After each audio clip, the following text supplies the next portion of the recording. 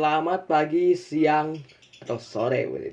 Dalam kesempatan kali ini, saya akan menyampaikan presentasi mengenai berbagai masalah yang dihadapi bangsa kita saat ini. Mulai dari krisis di sektor energi dan pangan, hingga korupsi yang merajalela, serta lemahnya penegakan hukum dan keamanan politik.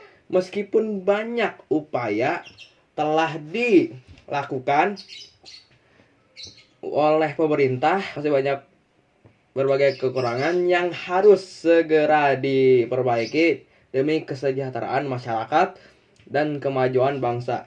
Presentasi ini akan membahas permasalahan tersebut secara mendalam dan memberikan saran-saran untuk memperbaiki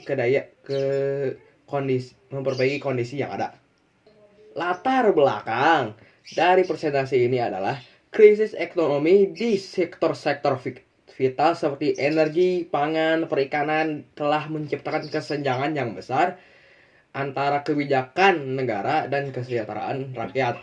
Pemerintah dan institusi yang seharusnya menjadi pelindung justru terseret dalam praktik korupsi, hutang, dan ketidakadilan.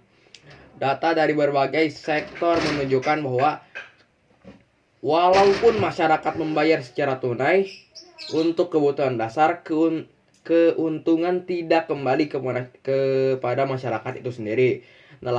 Seperti nelayan, petani, dan pekerja di sektor-sektor vital tetap hidup dalam kemiskinan. Sementara perusahaan negara dan swasta terlilit hutang. Rumusan masalah pada presentasi kali ini adalah 1. Mengapa sektor-sektor vital seperti energi, pangan, dan perikanan tetap bermasalah meski masyarakat membayar secara tunai. Kedua, bagaimana praktik korupsi dan politik dinasti mempengaruhi kinerja lembaga-lembaga negara seperti KPK, DPR, dan peradilan. Ketiga, bagaimana cara efektif untuk menyatukan masyarakat dalam gerakan kolektif agar perubahan bisa diwujudkan. Hipotesis pada presentasi kali ini adalah jika masyarakat bergerak secara kolektif dan menuntut reformasi dari akar, perubahan yang diinginkan bisa tercapai baik di sektor ekonomi maupun hukum. Dengan mengedepankan kesadaran akan hak dan kewajiban sebagai warga negara, ada peluang besar untuk memperbaiki tata kelola pemerintahan yang rusak. Masuklah kita ke pembahasan inti. Yang pertama adalah krisis energi dan keuangan. Sektor energi Indonesia menghadapi masalah besar dengan hutang Pertamina mencapai 43 triliun rupiah dan PLN juga terlilit hutang. Meskipun masyarakat membayar listrik dan bahan bakar secara tunai, pelayanan tidak kunjung membaik. Penjualan saham PGN ke Singapura menunjukkan lemahnya pengelolaan aset negara. Keuntungan yang seharusnya memperbaiki sektor ini justru tersedot dalam lingkungan utang, menambah beban rakyat yang sudah taat membayar. Kedua adalah sektor pangan dan perikanan. Sektor pangan dan perikanan menyisakan ironi.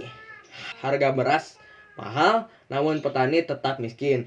Hal yang sama dialami nelayannya. Meski ikan dijual secara tunai, kesejahteraan mereka tak meningkat. Kebijakan distribusi dan pengelolaan yang buruk serta peran tengkulak membuat pendapatan mereka tak sebanding dengan kerja keras yang dilakukan. Sementara keuntungan lebih banyak dirasakan oleh perantara. Ketiga yaitu korupsi dan penegakan hukum. Korupsi masih mengakar dalam sistem pemerintahan. KPK yang dulu menjadi harapan kini kehilangan kekuatannya. DPR lebih fokus dalam kepentingan politik, seringkali mengabaikan suara rakyat. Di sektor peradilan, hakim yang diharapkan menegakkan keadilan malah bersekongkol dengan elit politik. Ketidakadilan ini memperburuk kepercayaan masyarakat terhadap pemerintahan dan hukum. Keempat adalah masalah keamanan publik. Kejahatan seperti begal, dan pungli semakin marak, sementara polisi tidak berdaya atau bahkan terlibat dalam kejahatan tersebut. Ketidakamanan ini semakin memudahkan kepercayaan masyarakat terhadap aparat penegak hukum, membuat mereka merasa terancam dalam kehidupan sehari-hari tanpa perlindungan yang memadai dari pihak berwenang. Kelima adalah digitalisasi dan keamanan data. Klaim Kominfo tentang keamanan data seringkali tidak sesuai dengan kenyataan. Kasus kebocoran data semakin sering terjadi dan hacker menganggap sistem keamanan pemerintah terlalu lemah. Ini menimbulkan kekhawatiran publik terkait privasi, menunjukkan bahwa digitalisasi tanpa perlindungan yang memadai justru memperburuk masalah keamanan dan kepercayaan masyarakat terhadap pemerintah. Kesimpulan dan saran dari presentasi ini adalah, mulai dari kesimpulan, 1. Meski masyarakat membayar secara tunai, sektor energi, pangan, dan perikanan tetap tidak memberikan kesejahteraan bagi rakyat akibat pengelolaan yang buruk. Kedua adalah korupsi yang meluas serta lemahnya penegakan hukum membuat rakyat semakin kehilangan kepercayaan pada pemerintah. Ketiga, yaitu ketidakamanan di jalan dan lemahnya perlindungan data membuat masyarakat merasa tidak terlindungi oleh aparat maupun sistem digital pemerintah. Saran dari presentasi ini adalah 1. Perbaikan manajemen sektor vital.